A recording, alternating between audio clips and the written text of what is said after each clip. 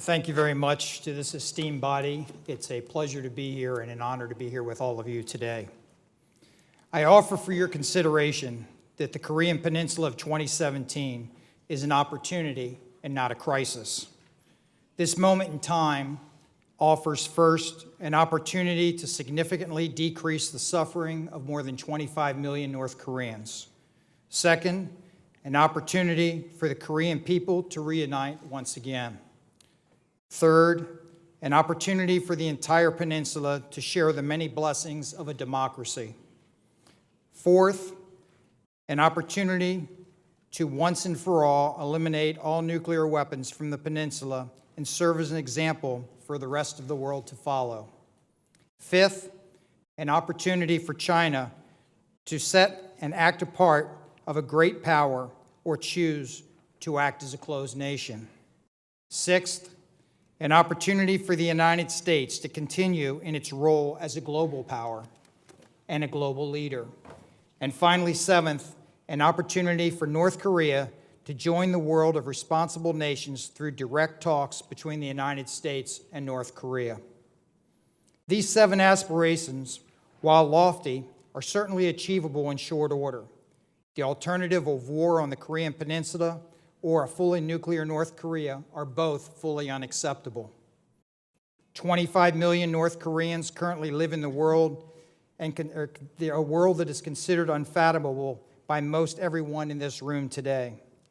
Limited outside contact, severe restrictions on internal communications and access to the internet, hunger, state-mandated jobs, brutal responses to anyone making disparaging remarks about the political leadership, and the list goes on and on.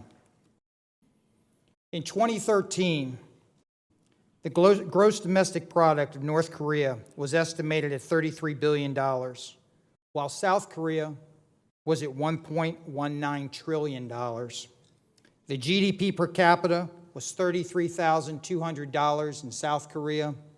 In North Korea, it was $1,800. And by 2013, South Korea's inside trade volume was an impressive $1.017 trillion.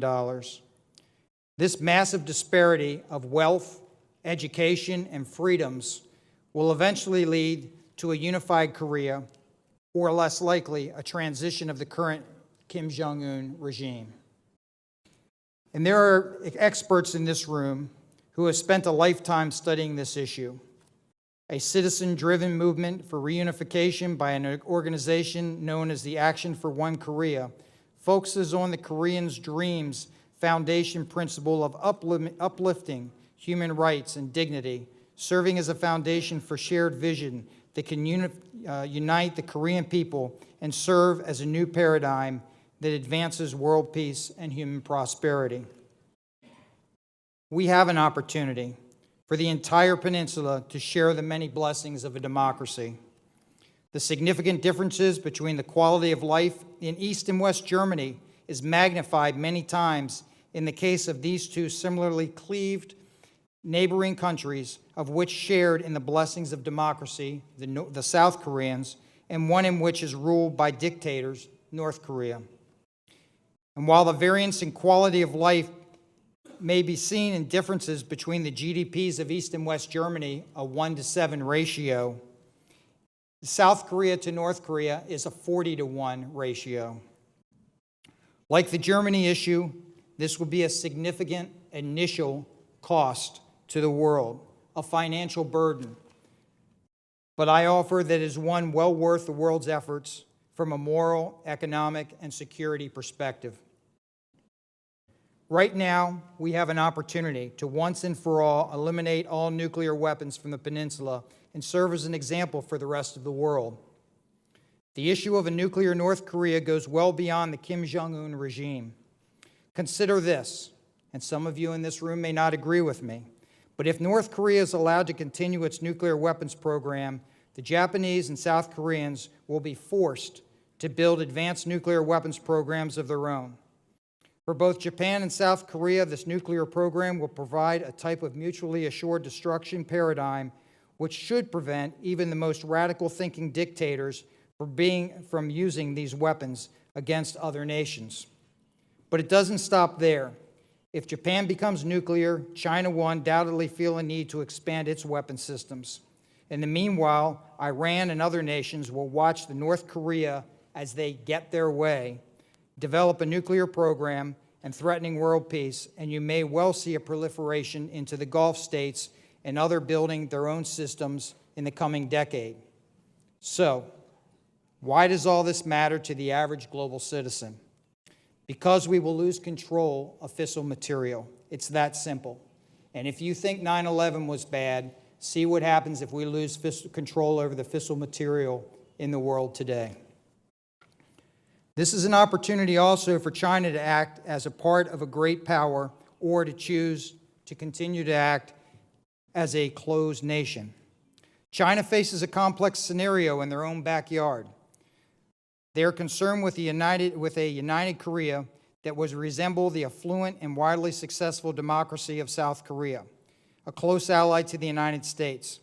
If the unification occurs, there is no longer a geographic buffer between the South Koreans and China.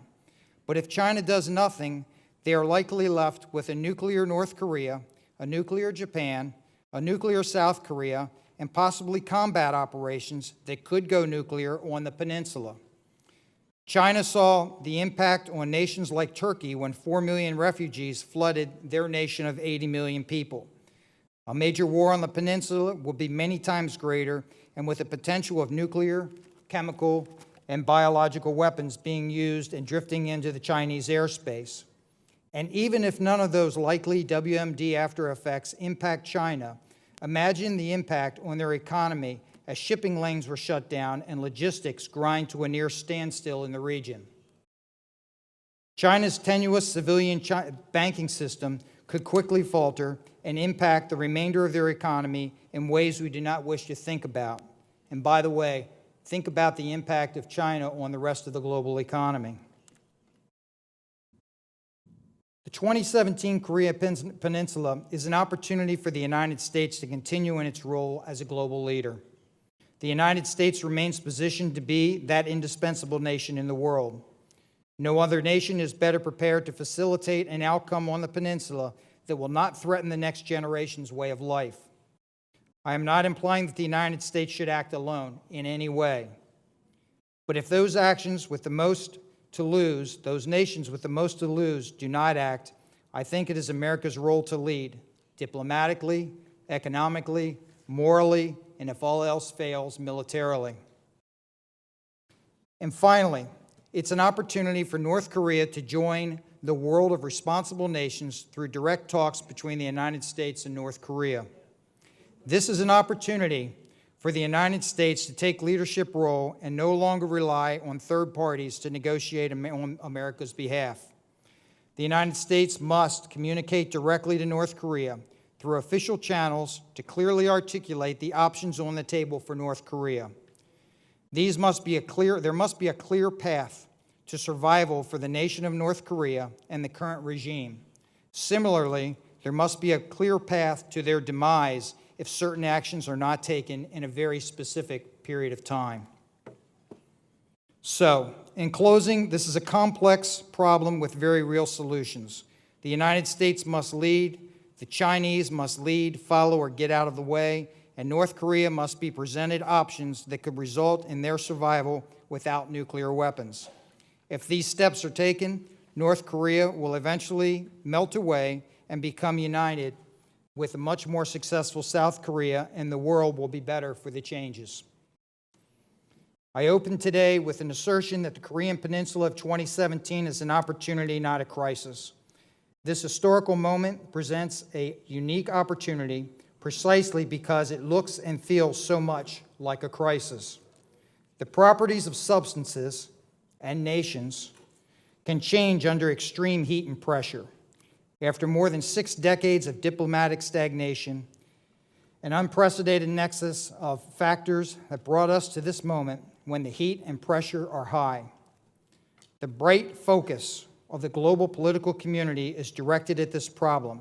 It's hot, and the components of this long-standing problem are changing, and changing fast.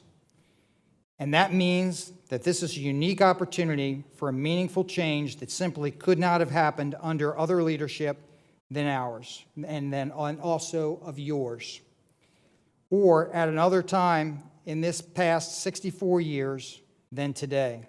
This is an opportunity for the United States to lead, while the nations of the region simultaneously take the opportunity and the responsibility for their futures. Thank you very much.